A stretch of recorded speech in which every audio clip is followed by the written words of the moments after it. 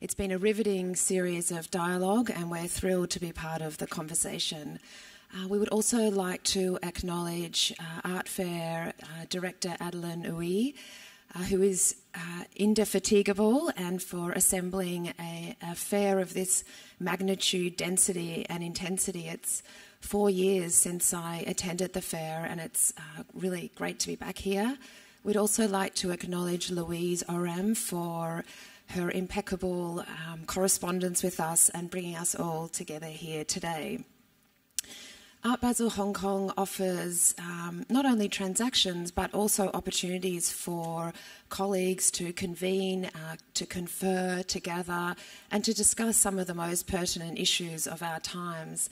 Art fairs are increasingly taking on the role of commissioning, art production, film series, and we're really pleased to be here today. Our title is one that's very pertinent, and it is Spaces of Interaction, Developing Platforms and Making Communities. And I'm joined today by 4 illustrious speakers who I will now introduce more thoroughly.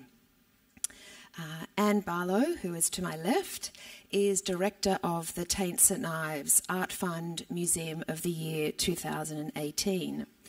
Previously, she was Director of Art in General in New York, Curator of Education and Media Programs at the New Museum in New York, as well as Curator of Contemporary Art and Design at Glasgow Museums. She has realised new commissions, artists, residencies, public programs and international collaborations. Qudsia Rahim is the curator of the first edition of the Lahore Biennale 2018 and its co-founder, considering Lahore itself as a complex urban site for artistic intervention. Qudsia received a BFA from the National College of Arts, Lahore, and an MFA from Alfred University, New York. She has since worked in arts academia, first at Alfred University and later as an associate professor at the National College of Arts, Lahore, where she was actively involved in mentoring and overseeing studio practice in the Fine Arts Department. Sangeeta Thapa is founder and director of Siddhartha Art Gallery in Kathmandu, where she has curated a phenomenal number of exhibitions, over 300, of Nepali and international artists. She initiated the Kathmandu International Arts Festival of 2009 and 2012, exploring questions around the status of women and climate change, respectively. In 2017, the festival was converted into a triennial format, with Cosmin Kostinas appointed as the artistic director for 2020. And we're all really thrilled to read the recent eFlux bulletin announcing his appointment. She is a board member of the Patan Museum in Nepal, and she participated in the Asian Curatorial Forum in Dhaka in 2017. Our final panelist is Peng. He's the president of El Art University, professor of Sichuan Fine Arts Institute and Xi'an Academy of Fine Arts. He has served as artistic director of the first Guangzhou Biennale, curated the exhibition A Gift to Marco Polo for the Venice Biennale of 2009, and he was chief curator of the 2011 Chengdu Biennale, as well as undertaking curatorial assignments at the Asia Art Museum in San Francisco and Fukuoka Asia Art Museum in Japan. He is currently the director of MOCA Yinchuan, which produces the Yinchuan Biennale. So hopefully that gives you an overview of our illustrious speakers today. And I'd also like to thank everyone for coming along when there are so many competing temptations during the fair. Our 4 speakers are based in different cities and from Lahore, St Ives, Kathmandu and Yinchuan. And I think it would be fair to say that these are different kinds of orientations towards non-traditional cultural centres.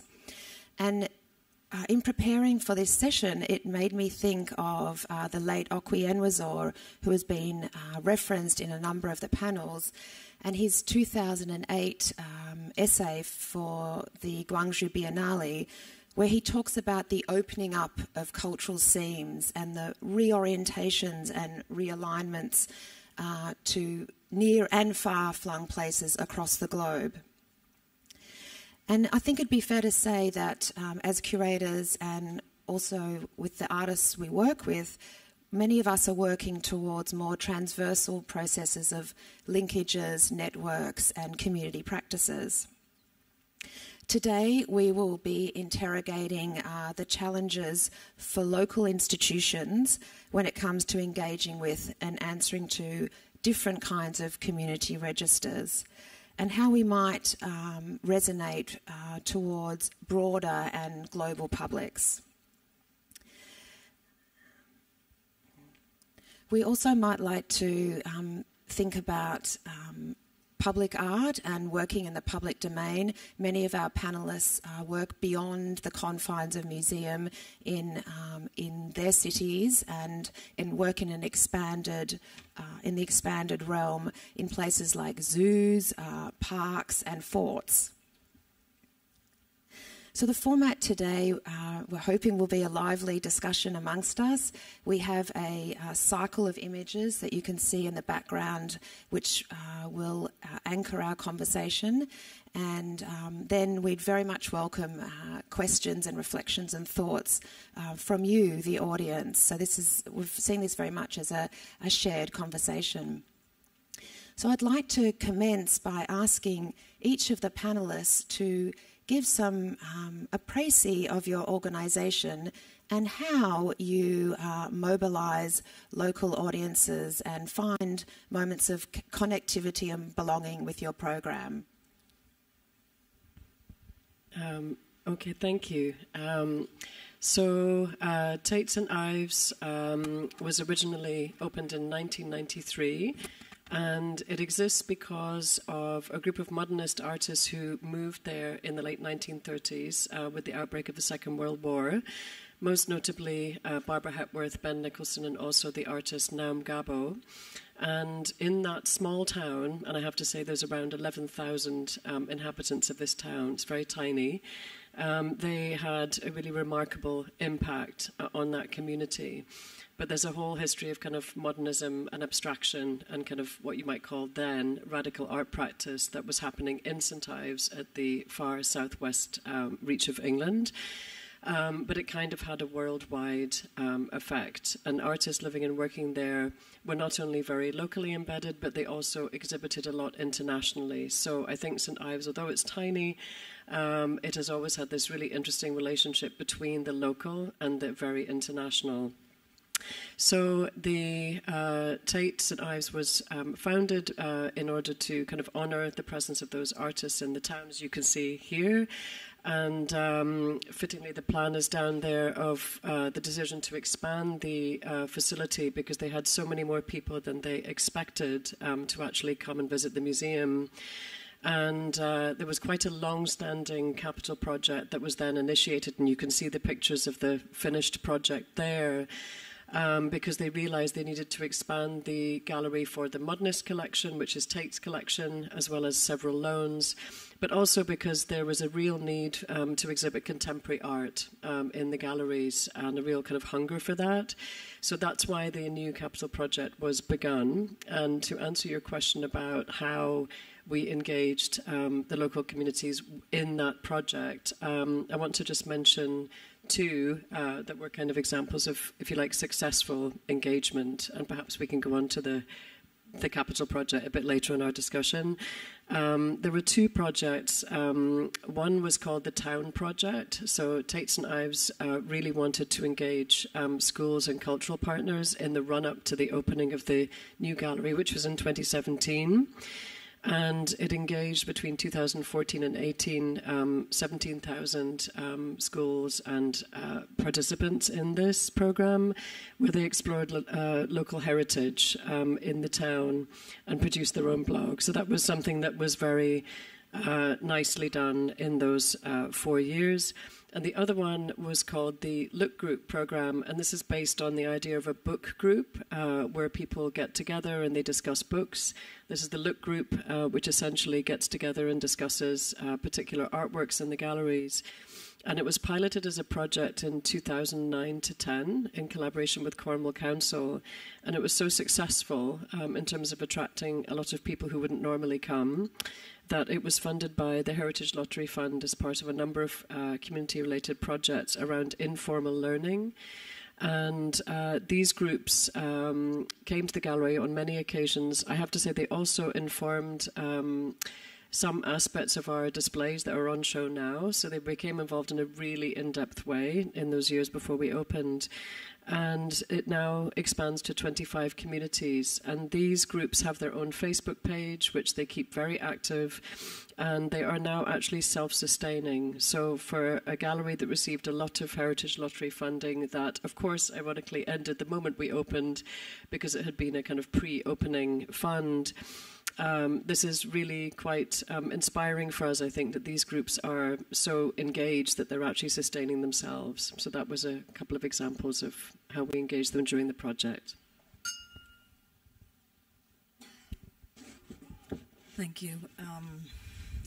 We started in 2014 as a response to the thriving art scene in Pakistan. So in order to initiate an organization that works in the public space, works with the people, with the artists, it was very important to actually know who our audience is. And in order to do that, we initiated as a foundation, and we wanted to spend some time with our audience, develop programs, understand the conditions that we are living in, and being part of, being a contemporary arts organization as a platform, I think was very important to us. So we initially created all kinds of public talks, town hall style meetings, residencies, engaging with the artists, engaging with, trying to understand what does it mean to work in public, what does it mean to host, bring out art outside of the white cube space and engage in community building through that, and have engagements. So the model of the foundation was very simple. We wanted to work in partnership with various people with their strengths in a country like Pakistan, where there is already very few opportunities to work in arts. It was only natural to make a collective group for each program. Chances of success becomes, multiplied. Working with the artists, understanding that the artists are the main people we serve, the artists in the community, and mobilizing the artists was very important because they are, in a way, the most effective ways to cross disciplines, cross various conditions that exist in the city. Lahore being a very complex city with various realities, various conditions, socially, politically, and otherwise quite charged. So I think the first project that we did, which gave us a lot of headway, was City Within a City. It was a first public project that we did.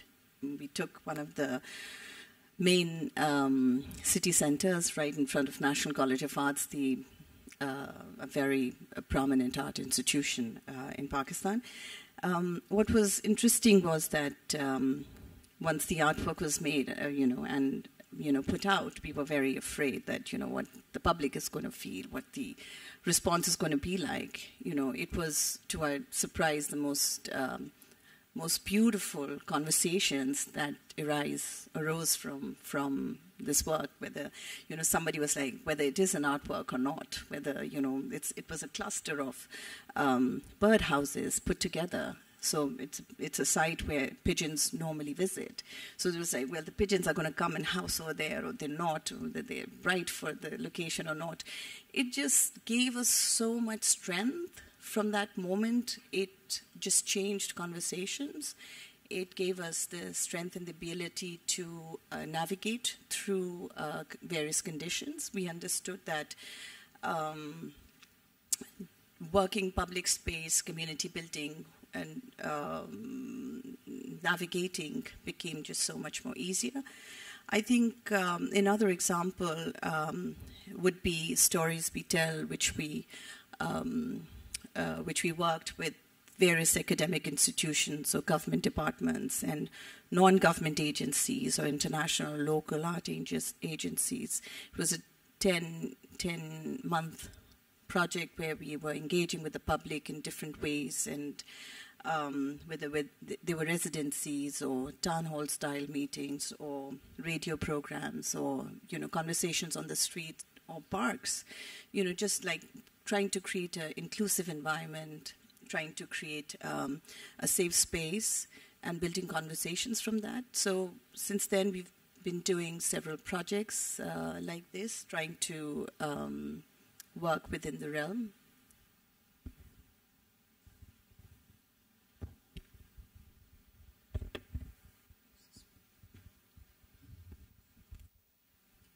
Hi.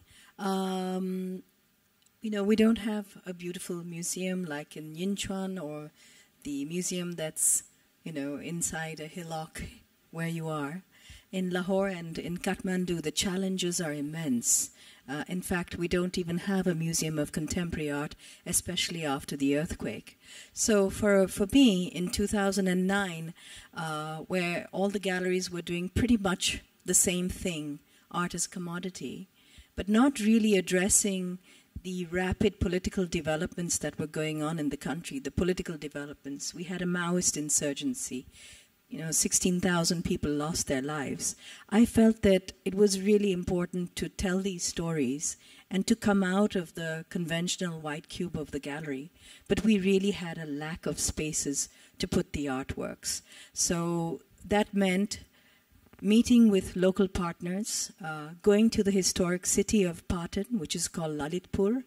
Lalitpur means City of Fine Arts. And then telling the community, look, I want to give agency to your city by saying that why not? In the 21st century, you can still be the city for contemporary arts. My commitment is every 3 years, I will bring great artworks to you. And you need to help me set it up. So you need to take ownership of the work that the Siddhartha Art Foundation and the community does. And we did this by creating murals within those areas, getting the courtyards opened up to receive performances. And then, there was also an economic component, which meant asking the residents of Patan to convert their homes into bed and breakfast places to house the artists, because we couldn't put them up in fancy hotels. So these were some of the things we did to engage the local community. And then, of course, we created a very intense outreach program which brought in schools, community elders, so that we expanded the audience and created a community.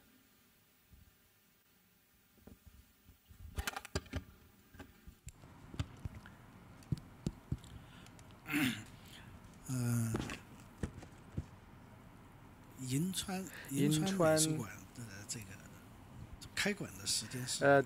the place when we opened it was 2015, but in 2012 we were already starting our press conference there. So back then we sort of we lay out the blueprint and the plan of our museum. So there were different kinds of reactions to our plan.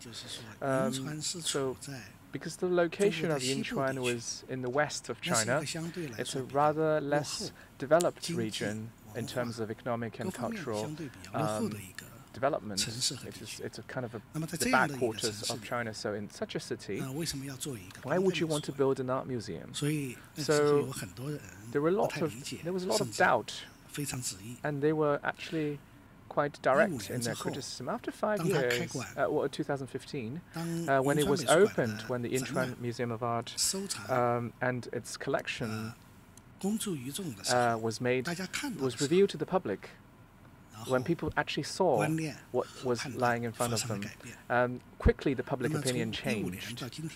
From 2015 on until today, the Art Museum of Yinchuan had already hosted 2 international biennales.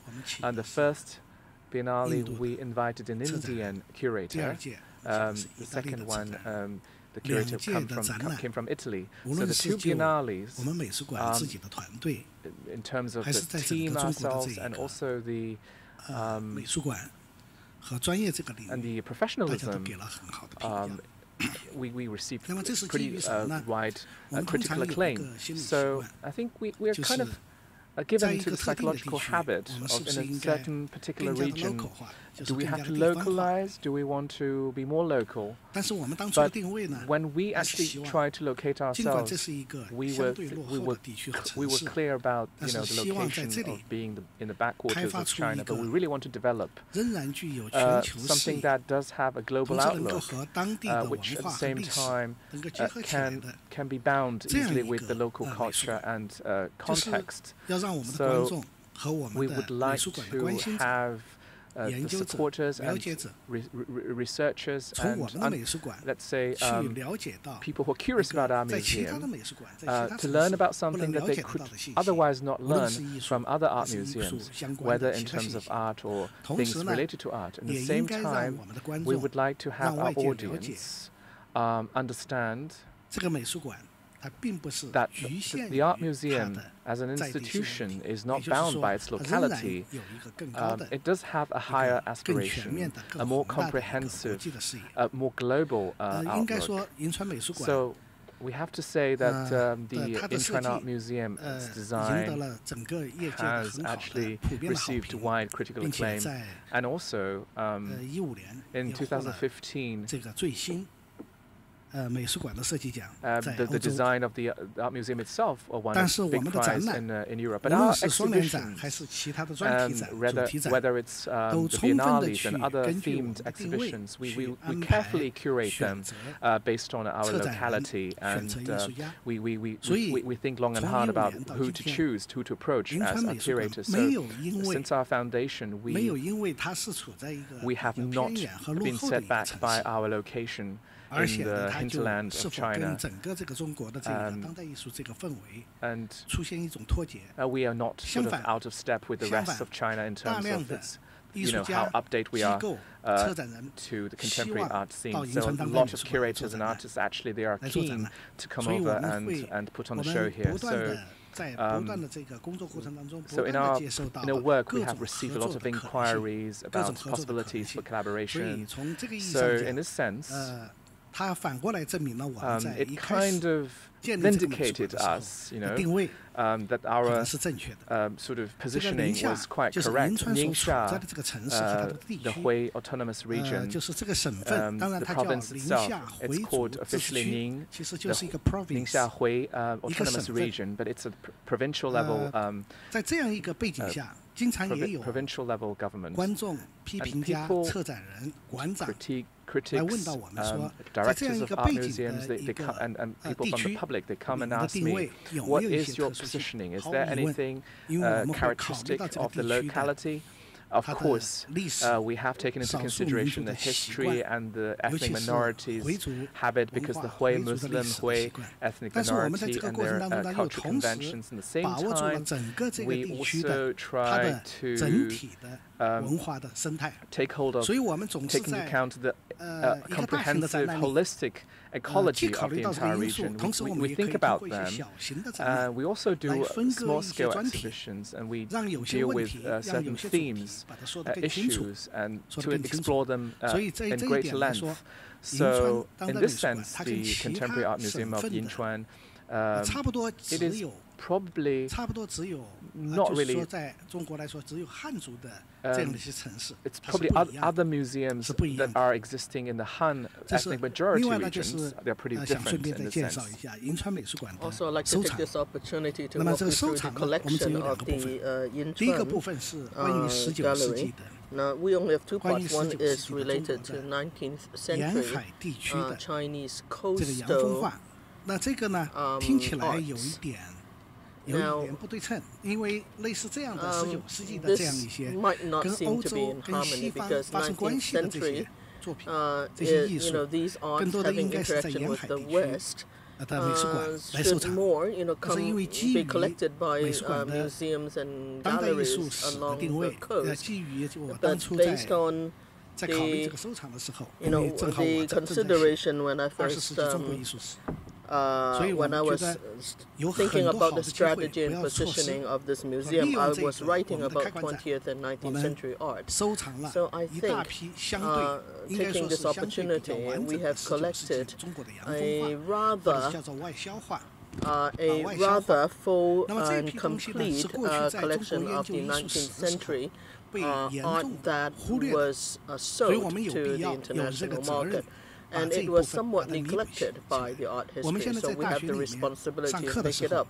So at university, the professors, 90% of them, would not touch on this part. The reason was that very few had been collected and there was not a sufficient information base. So based on this, a lot of specialists and professors, they are of the opinion that if we have to study the relationship between the East and the West during the 19th century, then they should come to us in Yinchuan. Because there, regardless whether it is content, the completeness of the chronology and the database, and we also have a very famous UK artist in our collection. So it sort of encompasses this very important period, the 19th century. Artist, and his work, can be seen in its entirety there. Now, lately I've been in Macau. Theoretically, Macau and Hong Kong should be the best place to collect this part of the art, but I discovered that the Macau collection is not as good as ours in Yinchuan. But of course, we look at it from the art history. Now, the second part would be about contemporary art. Because we have a short history, we are new. Therefore, for the 80s and 90s art, it is very difficult for us to have a full collection. So we started to collect the new art from China after year 2000. So lately we have held an exhibition of such work from year 2000 to 2008 based on our positioning. Now this year we also have a very important exhibition, and that is 180 years of Chinese photography.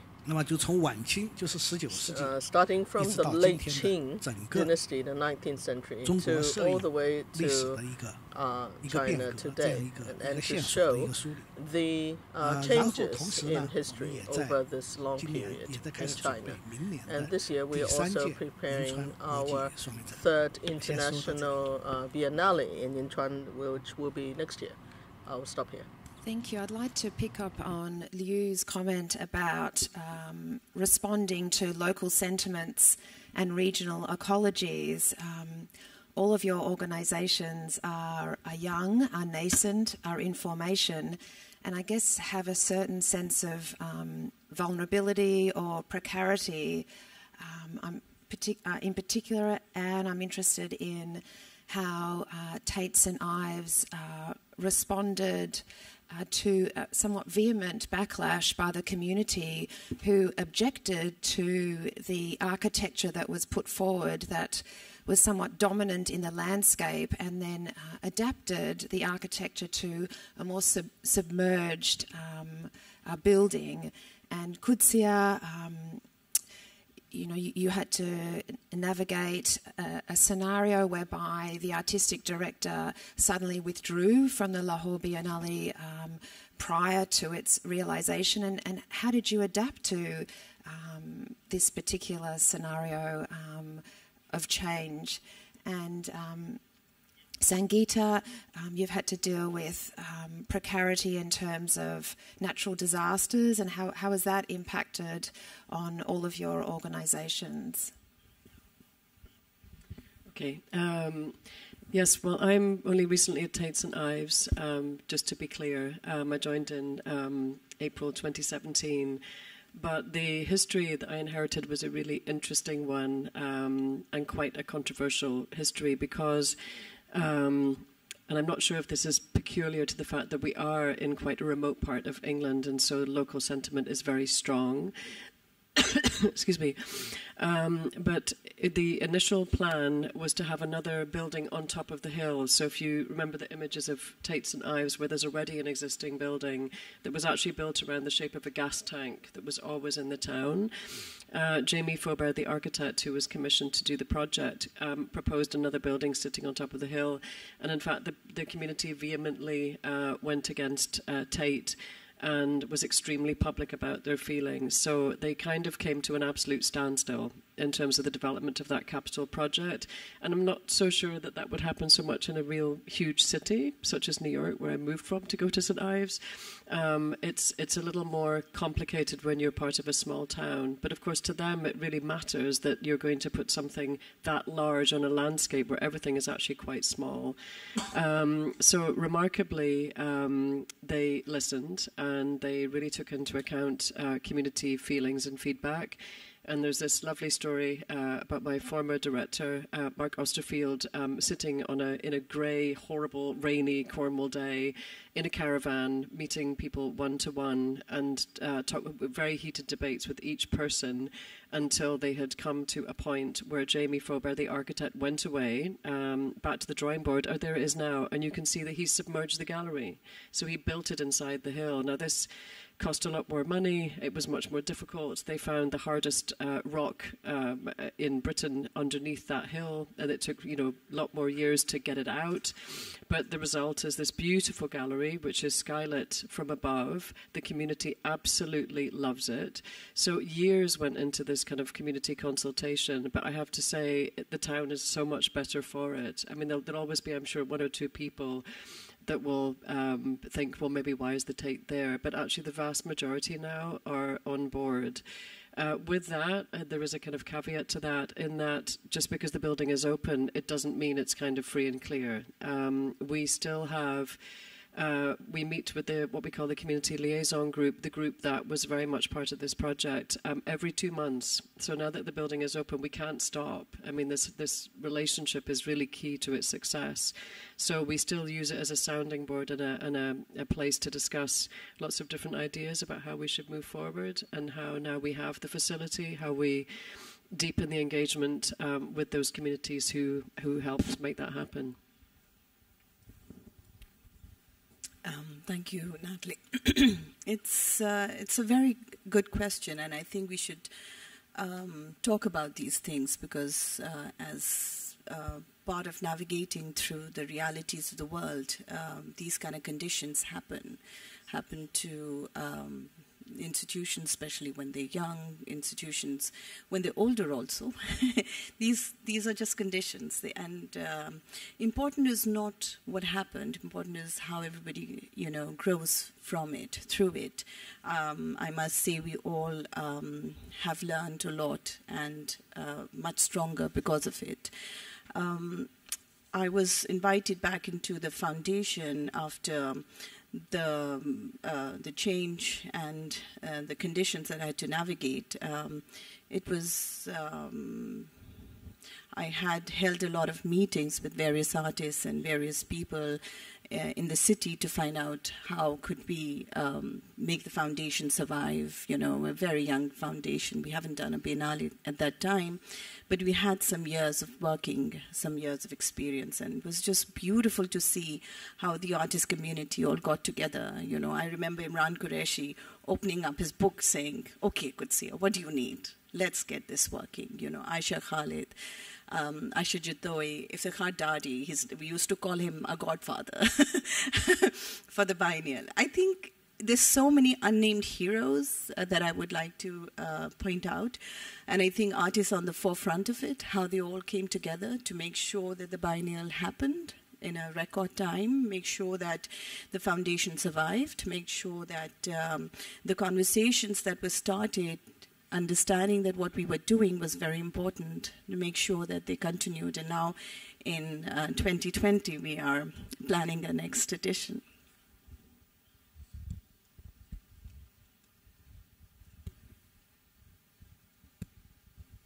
I'm not technologically savvy, as you can see. You know, the earthquake also brought a lot of communities together, the artists, planners, and for a while, you know, the third edition of the Kathmandu International Art Festival should have happened in 2015. So the earthquake happened the same year, and we suffered a serious setback. Many of our venues were lost. Many museums suffered damage. And then we mulled over the fact whether we should do it or not. Do we go on with the Triennale? What do we do? But during this time, what we did is we had a program called Arts During Crisis. So we invited curators and specialists who talked about programming that could be done to engage artists during times of crisis, sending them out to stricken areas, you know, doing working with using art as therapy. And at that time, some of the curators that came in, there was a young man from New Zealand. Christchurch had a serious problem with earthquakes as well. So he came in and talked about creative programming. And, you know, sometimes, times like this, you get to meet very amazing people. And Philippe Van Kouteren from the Smack Museum in Ghent came to talk about curating during times of crisis.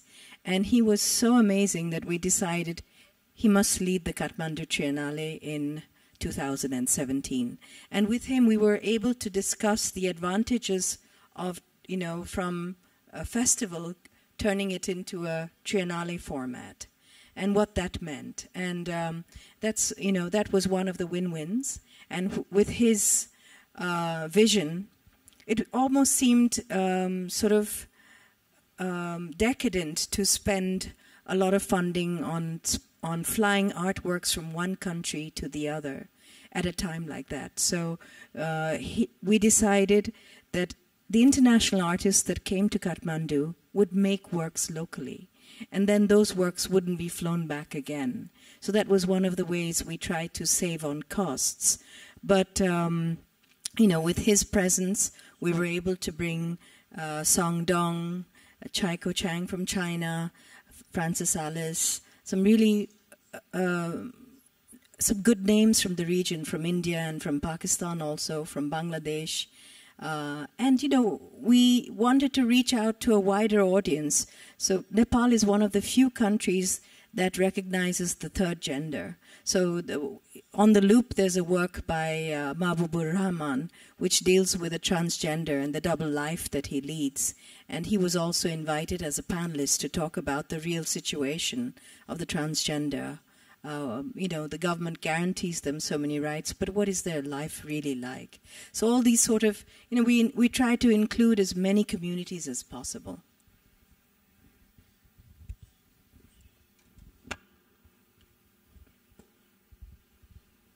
Perhaps that's a good point to reflect on the title of the Kathmandu Triennale, which was The City, My Studio, The City, My Life, and consider how we serve artists and creative communities and allow artists to flourish in venues and in non-venues. If you could each respond to how you, what kind of modalities do you use to work with artists? Maybe we'll start with Liu. Okay. We have always been thinking about this. We have always been thinking that what is the relationship between the gallery and the artist? This is a very important consideration. In the past, we are used to the way that curators bring the artist's work, exhibit them, complete the exhibition. However, at the beginning, when we position ourselves, we hope that there could be a continuously interactive relationship between the artist and the gallery. On the one hand, creation of the work and exhibition of their works, in these areas, there needs to be a good communication instead of just shipping all the artworks from for a very far distance. Last year, we work with an Italian curator in a Biennale. There are many different artists who use local materials and complete their work given within a period of time. So in that period, on the one hand, just like we have mentioned just now, if you ship a piece of work from far away, that might not be the way. Whereas if you put an artist on site and ask them to use on-site material and on-site people, local people, and complete that piece of work. This, we believe, would be our emphasis, instead of just a simple, logistic shipping, a feat. And rather, in the course of preparing the exhibition, the artists would interact with our team and also with the students and the audiences, the local people. And on the other hand, we have arranged a full set, full site and space for artists. We started from April this year. Actually, we started very early, but starting this April, we hope to work with Chinese artists and international artists to work in a long-term relationship. In the sense that we ask international artists to come and live and work and create in Yinchuan, and then we exhibit their work. So this is so because of the cycle and the timetable of our work, we started this year. However, we have started the planning a couple of years ago. We have a block print base that we work with our other partners. But here we have various equipment ready for artists to work with. This would allow artists from all kinds of places to use them. And we also think a lot about how to meet the needs of the artists when we prepare the equipment, instead of just going in line with the traditional ones. And starting this April, we are putting this in full force so that the artists can work and live and create and exhibit here all at the same place.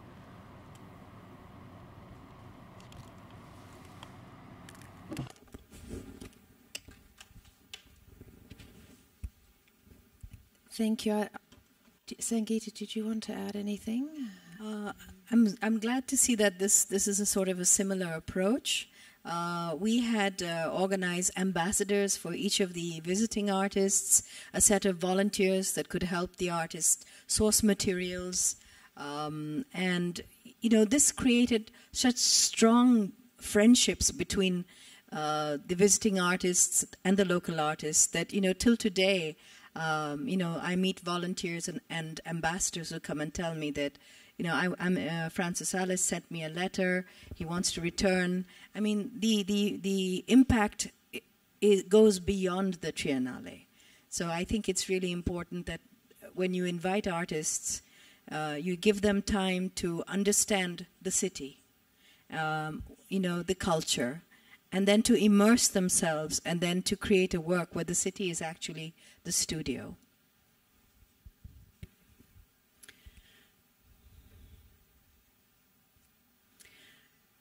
I think in a place where art institutions or counter institutions are very few or none in many other cities. I mean, Lahore is just lucky to have at least one museum, but it's more of an artifact museum and not necessarily, it's not a contemporary arts museum. For lack of such institutions, counter institutions were just normal. The city is perhaps the most powerful tool that we have.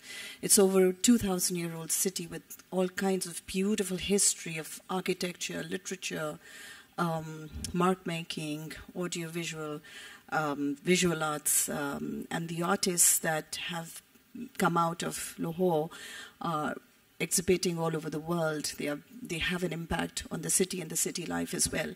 So for us, it was very easy, I think. The answer was right in front of us. The city is a canvas. And then the locations that we use were also, was just generated, that energy was generated from the program. So the program is inclusive, the program is for the people, the program is decentralized, and working through those conditions, it was just very normal that instead of like finding or creating a white cube space, the idea was to bring the art to the people. And then there was another revelation that where do you find our people, and where are they congregating, where are they visiting, what are they doing, what are the social activities, so the Lahore Fort, the Lahore Museum, the parks, the cultural center. So the locations were very, very carefully selected on the streets, in the park, impromptu. So I think it was also very natural for the local artists to respond to those conditions, because this is where they grew up. This is the audience that they knew best, and they have been actually wanting to serve for a very long time, because, as I said, that the visual art scene or artists, where other disciplines also included, is quite prolific and very strong. So just bringing art into public spaces, creating engaged programs through the artists was perhaps one that we approached. I guess for us, St. Ives is a town that has always been a place where artists have lived and worked. And there's a whole residency studio complex just around the corner from the institution with which we often partner, as well as studios elsewhere in Cornwall. We have a residency program that intersects with all aspects of our program. So sometimes it means that artists are creating work to exhibit, to show, or a new commission. But it also means that they're creating work in response to the collection or the archive or a line of research within the institution. And like the other panelists, we also have one strand, which is like a public art project, as we describe it, for and with the town, in terms of like something that happens annually, but that involves months of planning and preparation and consultation with the town itself before it's put on. And in terms of a younger generation, as I said, the population of Cornwall is not very large. It's only 500,000 and it's very dispersed. But Falmouth School of Art is where a lot of young artists are studying. And one of the things we just did recently, we had a 3-year partnership with that school. So on one hand, young artists are producing their own projects and then exhibiting them in St. Ives, like often performance projects, some of which you've seen on the slides. And then we also provide professional development for them, up to 500 of them each year. So that we think is really important, because it's a facility that they can use. Qudsia, I wanted to ask you about your project of 2016 called Stories We Tell, which was a collaboration with Beacon House National University. And I'm interested in the role of storytelling, conversation, hidden narratives, and how you might listen to your local community. I think the key is listening. In order for us to function, we need to know our audiences. We need to know what they want. And I think one of the things that were very important to us from the get-go was to engage with them and create programs in response to as well, and work with the field experts at the same time, and depending on their knowledge and skills. So I think it was a beautiful program. I think it's by far one of my favorite projects. It was a long project. I mean, there were many trying times. But the heart of the project was to connect with people. And since we're a contemporary arts foundation, stories we tell allowed us to speak to people and engage by, so the idea was to hear a story, you have to tell a story, or to tell a story, you have to hear a story. And then your story becomes part of the large pool of stories that we were collecting, and they would then be heard by other people. So, I mean, this was a precondition. This project started from the idea of Marasi musicians. They are musicians that have been there for a long time and, of course, forgotten. But the idea was that they would sing and narrate stories, sometimes fictional, sometimes fairy tales, sometimes real. And they would come to your house and they would sing and narrate for special occasions or otherwise. So we wanted to engage with them and then create a narrative which was, the kind of narrative that was going around today, or how would that translate into today's world, and how would we, if we were to create stories, if we were supposed to correspond with each other, what would the stories be like? And in order to actually share a story, you could perhaps be, again, fictional, or your day in the shopping mall, or an idea that you had, or those kind of things. So it was a very 10 months of data collection of these various people sharing and listening stories, alongside with artist residencies, alongside with town hall style meetings, pop-up art speaks, just creating these conversations, these dialogues. And the idea was inclusion, of course. And our program, when we call inclusion, the way we look at inclusion is not by exclusion. For example, we don't want to create a program for minority specifically. I think it should have space for everybody to coexist. So when we go to a park for a pop-up art speak or a conversation, we're expecting everybody to be on the same space, in the same safe space and democratic space where we can have these conversations, dialogues, without the precondition of who the other person is. And of course, this is coming out of the conditions that are existing in Pakistan, in Lahore, where these equations need to be balanced. We need to have dialogue over these. And of course, art always is one of the easiest methods to build communications and accessibility. So all of this then eventually culminated into a big symposium. And again, musical programs were created and conversations were created. And a conclusion of this project through various methods were exercised. What it did, there has to be, I think it was really well received in that capacity. Lots of conversations. There has to be an afterlife of this program with all the conversations that were collected. We'll be yet to see how Bilal, the curator of the project, would like to take it forward, but I think a little time of contemplation is necessary. Would the other panelists like to comment on the role of storytelling, narrative, and listening to communities?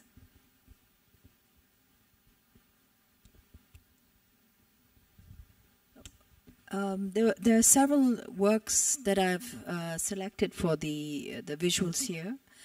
Like the works were selected because of the community outreach they contained.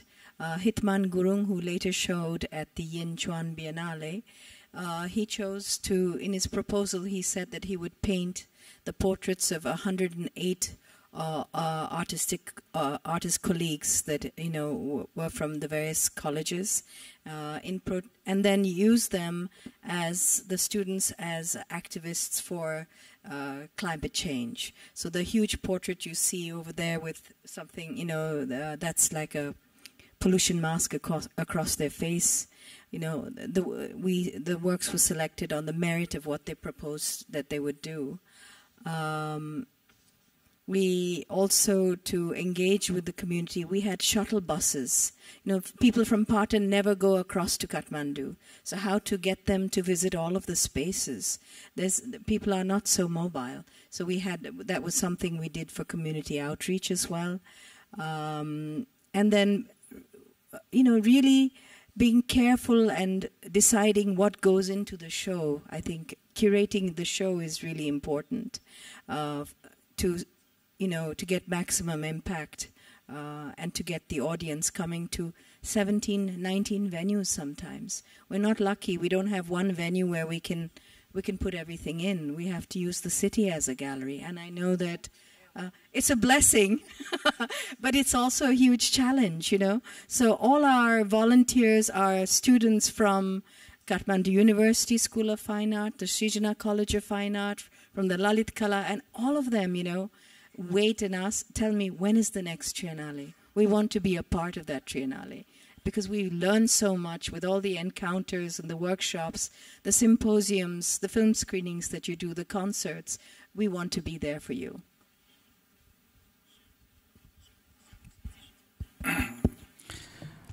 When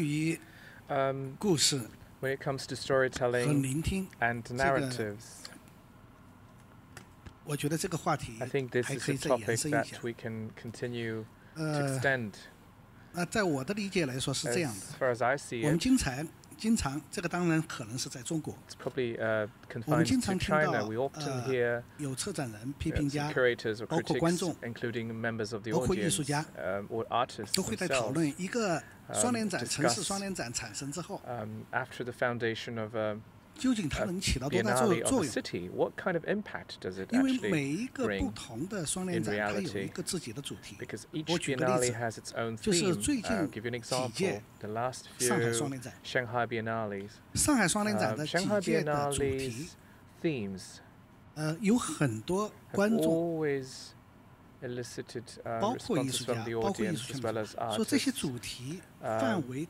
They were like, the themes are really too narrow, and as a result, they do not know what you're trying to talk about. Because in China, you have a lot of academic laboratories, and there are a few curators and critics, and they're doing their research. But these topics are actually kind of out of touch with the reality of the city where the Biennale is held. So they are actually often dubbed a kind of a purely academic, pedantic issue, and because of the point of departure, when it comes to the selection of curators and all the documentation as well as the selection of works exhibited. And then the audience, they are willing to engage, but it's difficult for them to understand and start initiating conversation with you because they do not have the background in the kind of, so that's why kind of the Biennale basically elicits no serious interest from the public, and so you actually have spent so much money and time doing this in the big cities.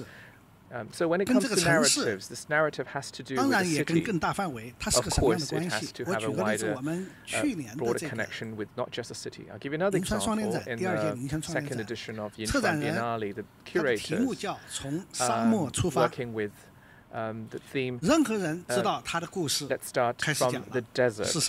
So most people just understand that we're talking about the desert itself. The curator spent 2 months in the west hinterland of China, as well as the surrounding nations, the Silk Road, the western regions, where you have a sort of a very characteristic geographic feature, the Gobi Desert. So he tried to connect the geographic and historical traditions and try to make a narrative out of it. So a lot of performance artists, a lot of and the material they gathered from the local regions and they built works out of it. The media reaction as well as the public reactions, especially the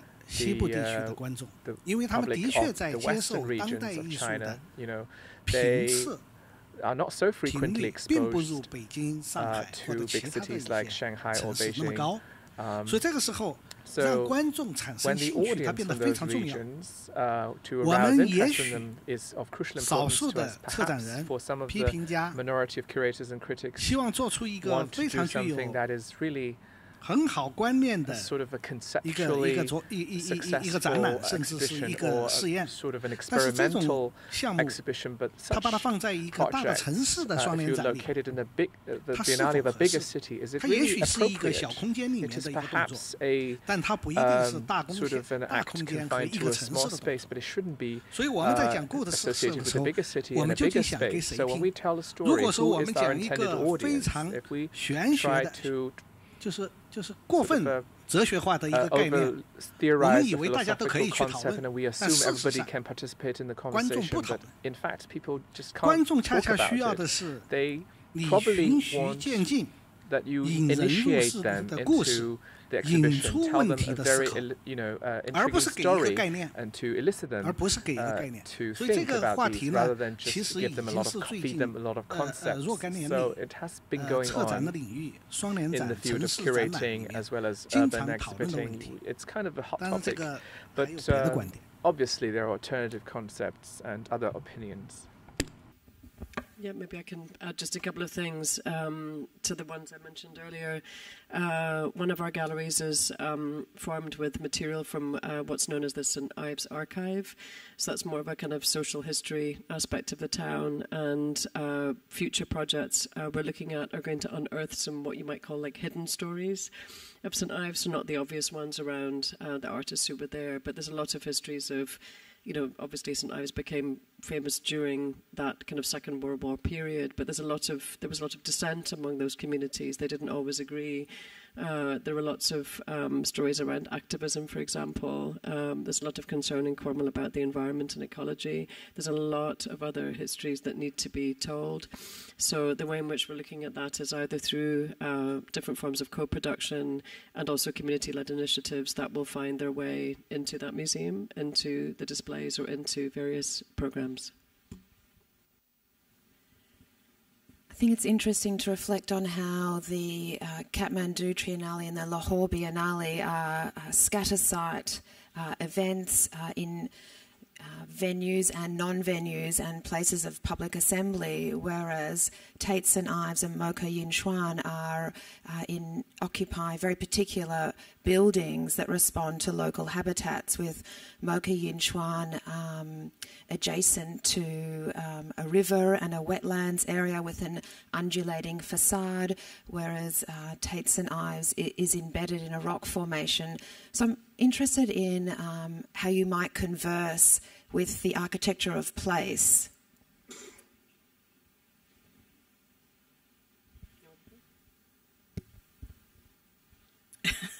I'll go ahead.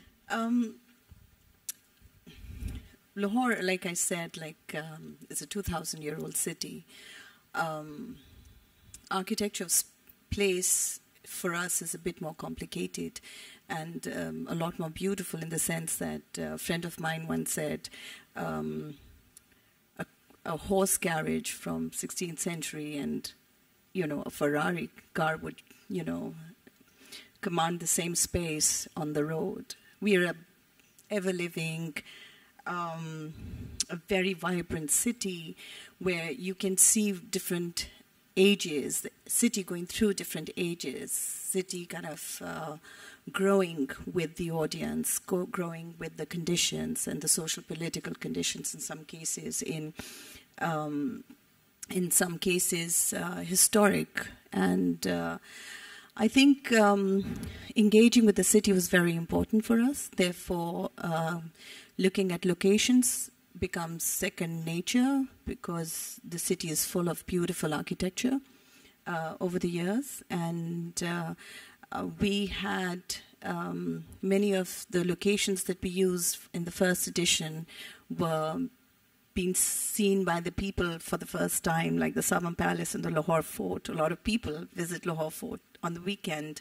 Like over 100,000 people may visit Lahore Fort, but nobody had been to the Summer Palace part of the Lahore Fort. So one of the things that we heard during the Biennale was we got the Lahore, because of the Biennale, they got to see the city again, because they were now mobilized. It's a city where there's not a lot of pedestrian traffic, but because of the Biennale, you had to walk. You had to go from site to site. You had to actually make the trek to see the artwork and engage with it.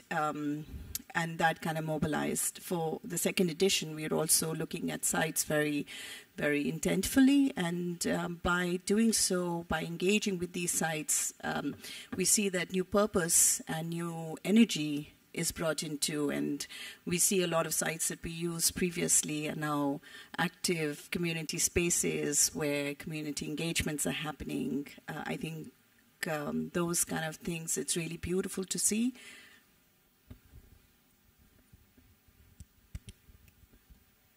After the Kathmandu Triennale took place, there's another event called Photo Kathmandu, and many other arts organizations are following the same format and using the city now as the locus for their artistic productions and presentations. Like Qudsia said, really locating your works in all the different places that we do, including the zoo, it attracts a whole different type of audience that, they go to the zoo and they see the work and they say, oh my goodness, maybe we shouldn't miss out on the work that's in Patan and then the work that's in Kathmandu. Let's go to the performances. So there's a real synergy that's going on, and it's very fluid, and people flow almost naturally to these places and enjoy the arts. We share a mountain culture. We're a hardy people. But we're lazy sometimes, When it comes to art, we might not get so motivated.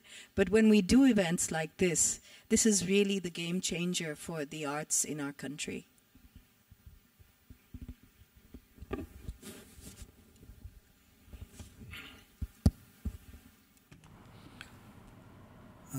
Yinchuan. The Yinchuan Museum of Contemporary Art, its geographic location is directly next to the Yellow River. It has a very beautiful scenery. It is, for some reasons, quite sort of distant from the city centre, but it's for another time and place. So in the future, it is going to be the major urban centre has been planned. So there's a question. The question arises. So our audience, our intended audience, and their understanding of the exhibition, how do you maintain, a sort of close engagement, in terms of your museum's understanding of the exhibition and theirs. So every exhibition we curated, we try to have a sort of we invite them to the exhibitions and symposia and lectures. And we also have other approaches. For example, in the surrounding region, there's a few universities and colleges. They have art schools, art faculty. So we would organize those art students in the colleges around the area and their faculty, and we would have we host competitions, and we invite them to exhibit their works. So we kind of sort of reinforce their collaborative relationships with the art institutions in Yinchuan. So the citizens of Yinchuan, and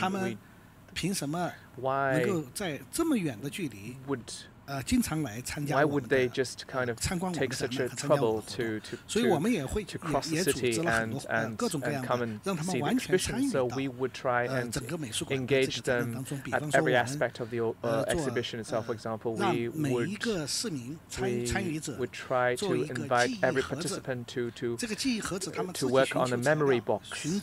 So they go and excavate historical material and archival material, or just creative ideas, and to reflect on the past history, on family, on their critical issues, sort of to put all the past and present reflections into these boxes of memory, and then to aggregate them not only in our own museum, we also exhibit these boxes in other public spaces of the city itself. So some of these citizens think, okay, they take ownership of these works, and their neighbors, their family members, and their friends will always we're keen to go and see these works in libraries and other spaces, including the archive of the city. We have held a lot of mini exhibitions, and as a result, the audience, they used to be completely unfamiliar with the concept of contemporary art, and then start to understand that the idea, the concept of art that you used to is not so distant from what is perceived as contemporary art.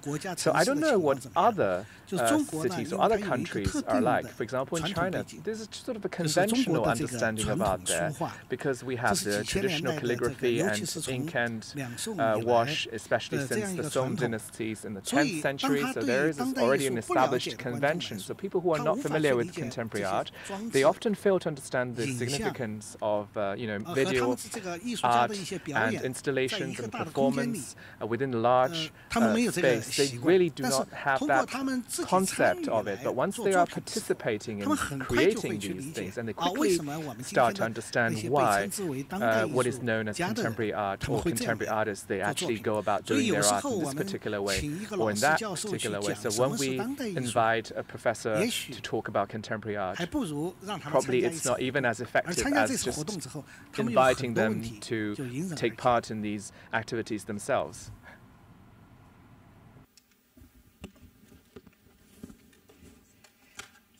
I think we've covered immense territory, from considering local habitats,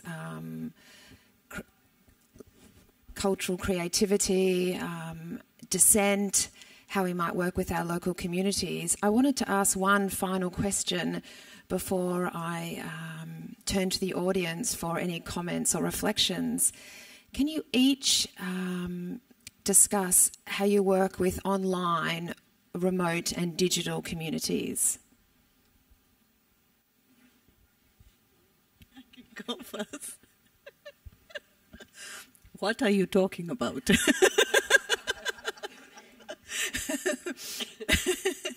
One day that shall come, that shall be factored in. The challenges today are very different for us, and creating communities is very important. I think there are lots of ways that we're doing that, but it seems like online, digital, of course, other than the social media, it's creating programs to engage with them. We're very, very new foundation. There's so much that we're still in the process of doing. I think this is definitely one of the areas. And in Pakistan, you must understand that the communication is slow. There are towns and villages, and beyond that, everybody would have a telephone for sure. And that is perhaps the best way to make those connections, make that community engagement. I tried a couple of times, but it seems like I need more time to actually mature the program to engage with communities like that. But yes, there is appetite, but have we done something like that? Perhaps when conditions permitting, we are hoping that we would be able to use those kind of medias a little bit more effectively. Yeah, so, well, we're part of a larger family of Tates, but we have a very specific context, and I think that's interesting for both St Ives and Liverpool, actually, in terms of how we differentiate from what you might call central Tate social media or online communications, because a lot of the people we want to reach are not necessarily always going to look at that. So some of them are, as I mentioned before, community created. So there's the Town project that was created by teachers in schools in the run-up to the Capital Project. There's the Facebook group for the Look groups, which are self-sustaining, which is, I think, quite fantastic, that we don't even have to run that. It's actually run by them themselves. There's probably more that we'd like to do in that kind of arena, but it's something we have to navigate. We're also still learning, but, for 2017, we did interact with a digital company that said they would put all our programming online, that you could use the apps on your phone to download the seminars and all those things, Some people use them, but I never used it, so I don't know how great it was, but it was definitely out there. And, we talked about very briefly artivism. I just would like to mention that in a country like Nepal, we have to use the arts to educate. So in 2009, it was about the status of women. In 2012, about the environment and climate change, and then in 2017 about the city. But all of this text now we are working on putting on into a digital platform, so people can share it on their phone apps, the history and everything. And within our organization, we have a team that does all the Twitter, the Facebook, the Instagram. I think that's really important to spread the word. But we'll get better at it. We're learning slowly. So by social media, That's it. We haven't got beyond that. And of course, we have a horizontal platform. We do all our projects through open call methods. And that is definitely advertised as prolifically as we possibly can, inviting all creative practitioners. So we don't have... we believe there's a creative gene in all of us, and somebody would respond to some kind of program. So the idea would be that we would send out these invites to a larger audience, and people could apply, and there is no prerequisite necessarily, other than for the research unit, to have an artistic degree. So.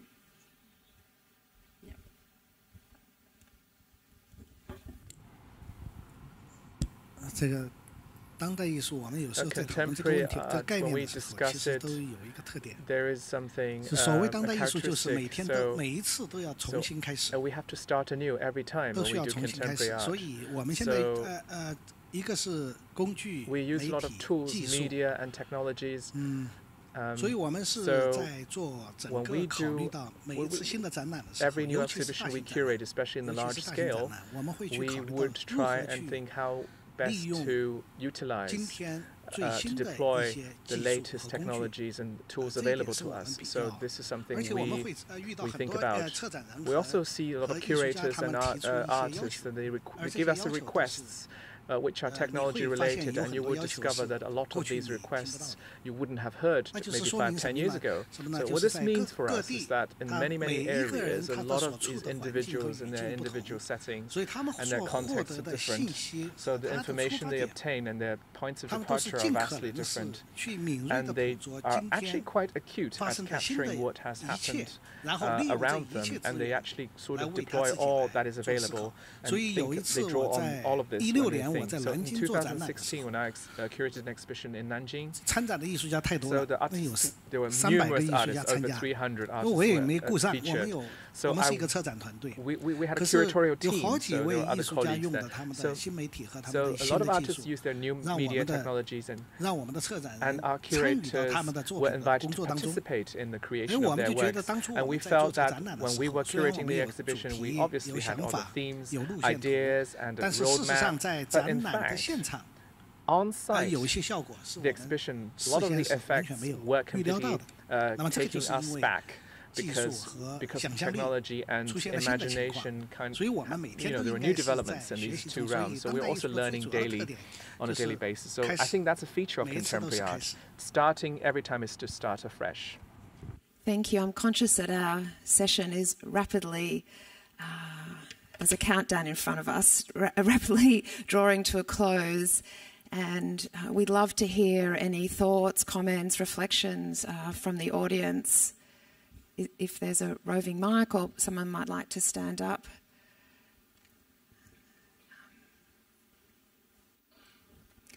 There's a... Oh.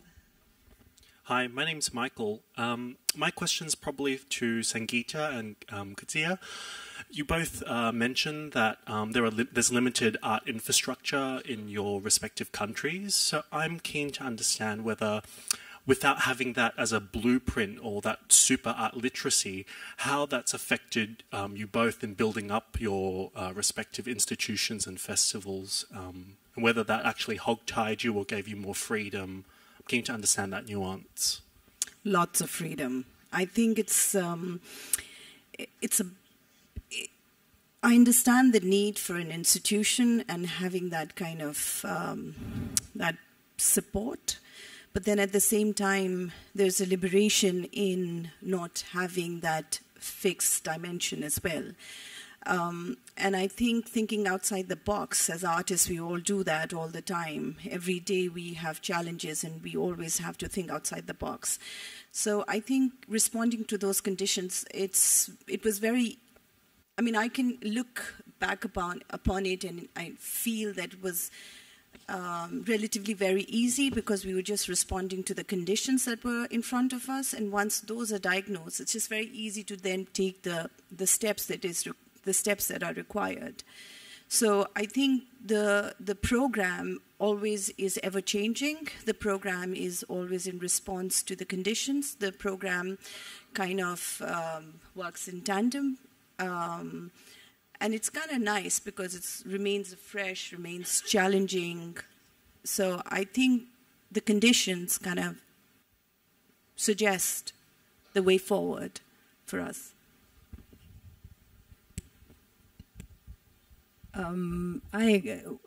It's pretty much like what Qudsia said, but you know, the artistic literacy, the contemporary arts is not really understood. So the other thing that we do to engage the audience is also to have translations of the works where they are placed. So there's a text in English and a text in Nepali, so it's clear what the artist's intent is. I think that's really important. You know, being an independent foundation gives you the license to plan your Triennale in the way you want it without government interference. That's the beauty of what we both do, I think. And also, you know, we engage with the theme differently each time. We're waiting for Cosmin to set the theme for the Triennale in 2020, and that itself will create a different requirement for the spaces. So that comes first, I think, and then we will, you know, Cosmin will come, we'll look at the spaces together. We might even add a whole new location altogether. But that's the beauty of being an independent organization. We receive no government support. That doesn't worry us at all, because sometimes when there's government support, there's also interference. So we like to remain free from interference.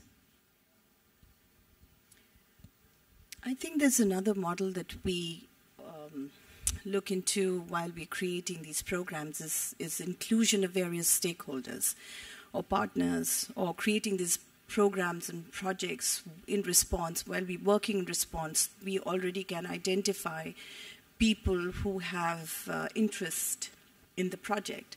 And the more people that we invite to be part of the program, the project, the more the chances of success. And a lot of times what we do in terms of financing is to create the money, the programming, to create the money within it. So, you know, for one partner, if they're giving logistical support, another partner is giving academic or research-based support, another partner is bringing in resources of in-kind, and others bringing finances.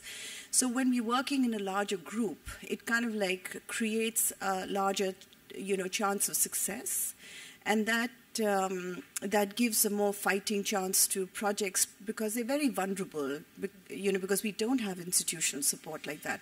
So these projects are also very vulnerable. So the idea is to work with as many hands as possible. that just makes the chances of success so much more. On the other hand, I would like to bring attention to one more element, is that because we work in public space, government is an inevitable partner for us. So for us, it was also very important to take all the partners along with us. So it's not important for us to grow faster than the rest of the stakeholders. It's really important for us to take everybody along. So I think that is another element that I think you also factor that into your programming, that, you know, it's not about how fast you can go to point A to point B. It's really important how you take everybody along with you and grow with everyone. Thank you. That draws our session to a close. I think our speakers have been immensely generous and eloquent in outlining the precarity, social conditions in which each organisation is working, the ways in which communities are mobilised, how dissent is navigated. So please join me in thanking Peng from MOCA Yinchuan, Sangeeta Thapa from the Kathmandu Triennale, Qudsia Rahim from the Lahore Biennale, and Barlow from Tate and Ives. And thank you so much for coming.